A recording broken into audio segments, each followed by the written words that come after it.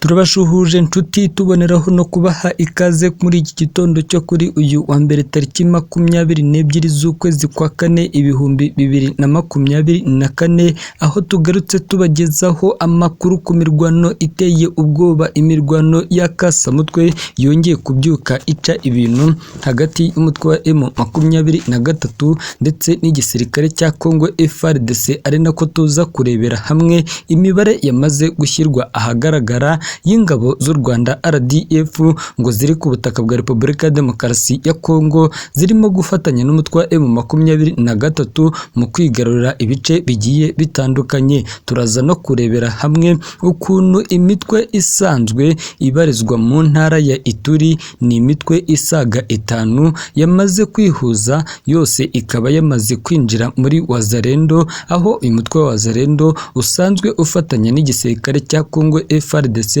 mu guhangana n'umutwe wa M23. Umusirikare mu mujyi wa Goma yarashe abaturage 4 bose bahita bapfa. Ni inkuru iteye agahinda, ni inkuru irimo irandikwaho n'ibinyamakuru bigiye bitandukanye, aho iyi nkuru ibabaje by'umwihariko umubyeyi wishwe ndetse akicwana n'umwana we, nk'uko byakwirakwiriye ku mashusho ndetse n'amafoto byakwirakwijwe ku mbuga nkoranyambaga bigaragaza uru rupfu rw'aba baturage bishwe n'umusirikare wa Repubulika ya Demokarasi ya Congo, nyamara akaba yishwe hari hamaze iminsi hafashwe umwanzuro w'uko nta musirikare wa FARDC cyangwa umuwazalendo uzongera kugaragara mu mujyi wa Goma afite imbunda cyangwa se ikindi gikoresho cyose cya gisirikare, ndetse bari baranabujijwe kugaragara muri uyu mujyi wa Goma bambaye imyenda y'impuzankano y'igisirikare cya Congo FARDC. Amakuru yacu turayasoreza ku ntambara igiye kuba imbarutso y'intambara ya gatatu y'isi, ni hagati ya Iran ndetse na Israel.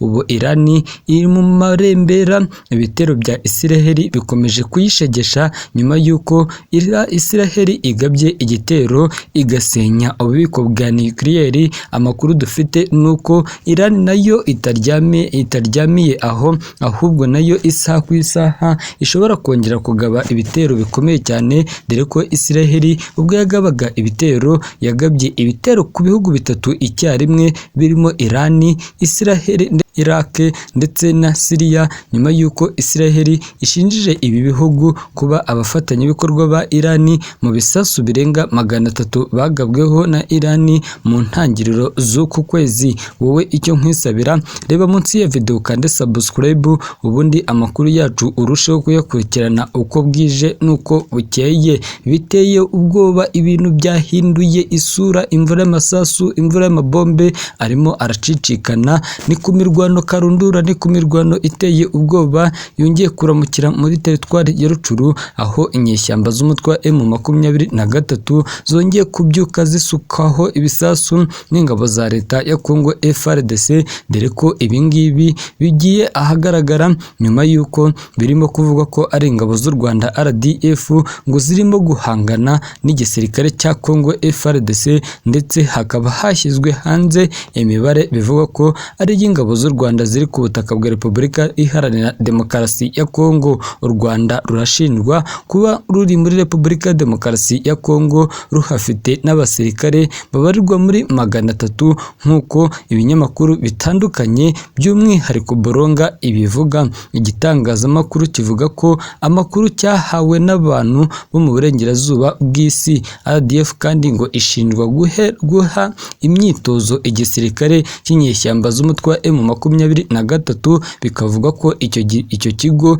giherereye hafi y'umupaka uhuza u Rwanda na Repubulika ya Demokarasi ya Congo. Hejuru y'ubwo bufasha u Rwanda ruha umutwe wa M23, u Rwanda rurashinjwa guha ubufasha umutwe wa M23 bw'ibikoresho bya gisirikare birimo drone, misile ndetse n'imbunda zikomeye cyane, by'umwihariko misile zihanura indege, zimwe zahanuye za ndege za Congo ingabo zo mu bwoko bwa CH4. Leta y'u Rwanda inshuro nyinshi yakunze guhakana kugira ubufasha ubwo ari bwo bwose iha umutwe wa M23. Perezida Paul Kagame mu biganiro bitandukanye yagiye agirana n'itangazamakuru mpuzamahanga abazwa niba u Rwanda rwaba rufite ingabo muri Kongo, yasubije aho kubazwa iki kibazo bakamubaza ubundi bakabaye bamubaza impamvu yatuma u Rwanda rwohereza ingabo ku butaka bwa Repubulika ya Demokarasi ya Kongo. Perezida Kagame wakunze kugaragaza ko Kongo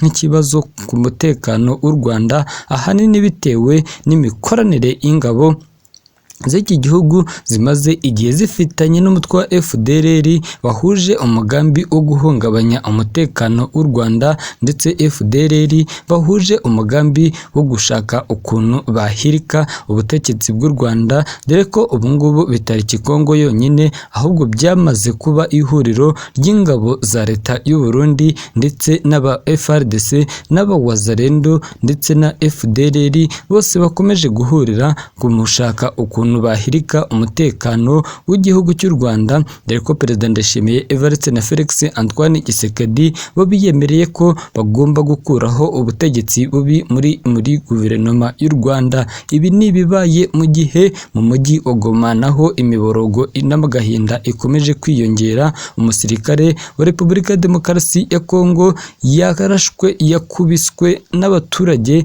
birangira abaye intere, ni nyuma y'uko yaramaze kwica abantu 4 abarashe. Byabaye kuri uyu wa 21 Mata 2024 bibera ahitwa Burere ni mu mujyi wa Goma. Ntihasobanuwe icyo uyu musirikare yarasiye abo baturage, byanatumye nawe rubanda rumwadukira ruramukubita rurangije rumugira intere. Gusa bimaze kumenyekana ko Goma hakomeje kugaragara umutekano muke uterwa n'abasirikare ndetse n'indi mitwe yitwaje intwaro ibarizwa muri ibi bice. Amashusho yashyizwe ku rubuga rwa X agaragaramo umuntu aryamye hasi n'umwana we, amaraso arimo arabatemberaho bamaze gupfa. Hanyuma hakagaragaramo undi agaragara asa nkaho arimo aratabaza yaka ubufasha. Hakagaragaramo kandi undi musirikare wa Kongo bigaragara ko yakubiswe cyane ku buryo byasabye abari hafi ye kumuterura bakamujyana mu modoka ya gisirikare nk'uko we atashoboraga kwiterura. Hari umwe mu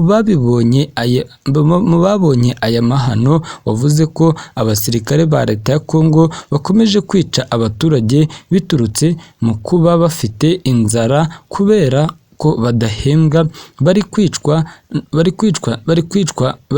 kwica abaturage kugira ngo babambure utwabo ndetse babacucure. Abandi bakurikirana hafi ibibera muri Kongo by'umwihariko mu burasirazuba bavuga ko ibi byose ari umusaruro wo kuba iki gihugu gifite abasirikare badafite ikinyabupfura ndetse batagira indangagaciro. Nanone bikaba biri kugaragara cyane bitewe nuko kuva M23 ibashyize ku munigo ubu umujyi wa Goma buri wese akaba asabwa gusama amaraso ye. Ubu ngo abasirikare ba leta bari igoma bari gusabisha ikintu cyose cyangwa bagatanga ubutumwa ubwo ari bwo bwose bakoresheje isasu kandi rirashwe mu cyico. Nta kintu ubuyobozi bwa gisirikare bwo mu ntara ya Kivu y'Amajyaruguru bwatangaje kuri ubu bwicanyi bw'uyu musirikare. Icyo ukora mu minsi yashize bwategetse ko nta musirikare cyangwa undi murwanyi wo muri Wazalendo ugomba kugaragara mu mujyi wa Goma yambaye impuzankano. Abaturage 4 bishwe n'uyu musirikare